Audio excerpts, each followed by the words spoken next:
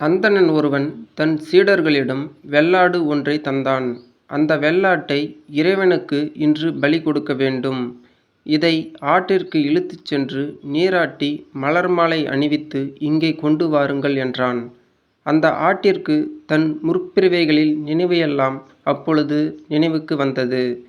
இன்றோடு தன் துன்பங்கள் எல்லாம் நீங்கப் போகின்றன, விடுதலை அடையப் போகிறோம் என்ற மகிழ்ச்சியில் தன்னை மறந்து அது கலகலவென்று சிரித்தது.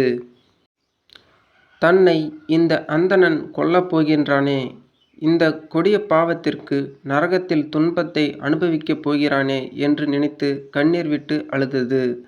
ஆடு சிரித்ததையும் அழுததையும் கண்டு வியப்பு அடைந்தான் அந்தணன். வெள்ளாடே, ஏன் சிரித்தாய், ஏன் அழுதாய் என்று கேட்டான் மனித குரலில். அந்த ஆடு, அந்தணனே, முற்பிறவிகளில் ஒன்றில் நான் உன்னைப் போல அந்தணனாக இருந்தேன். அப்பொழுது ஒரு வெள்ளாட்டை பலி கொடுத்தேன்.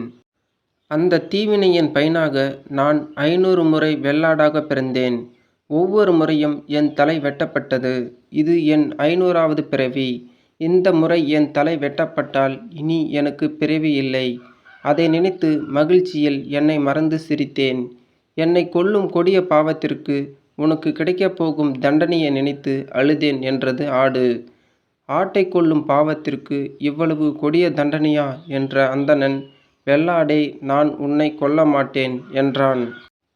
நீ என்னை கொன்றாலும் கொல்லாவிட்டாலும் இன்று என் உயிர் போவது உறுதி. விதியை யாரால் மாற்ற முடியும் என்றது ஆடு. எப்படியும் நான் உன்னை காப்பாற்றுவேன், விதியின் வலிமையையும் பார்க்கிறேன் என்றான் அந்தணன். சீடர்களே, நீங்களும் என்னுடன் வாருங்கள், இந்த ஆட்டை யாரும் கொல்லாதபடி பாதுகாப்போம் என்றான். எல்லாரும் ஆட்டை பின்தொடர்ந்து பாதுகாப்பாகச் சென்றார்கள். அருகில் இருந்த குன்றின் மேல் தாவி ஏறிய ஆடு அதன் உச்சியில் இருந்து இலையை தின்னத் தொடங்கியது. அப்போது இடி ஒன்று பேரோசையுடன் அந்த குன்றின் மீது விழுந்தது. சிதறிய பாறை ஒன்று வெள்ளாட்டின் கழுத்தில் விழுந்து அதன் தலையை தனியாக கிழித்து எறிந்தது.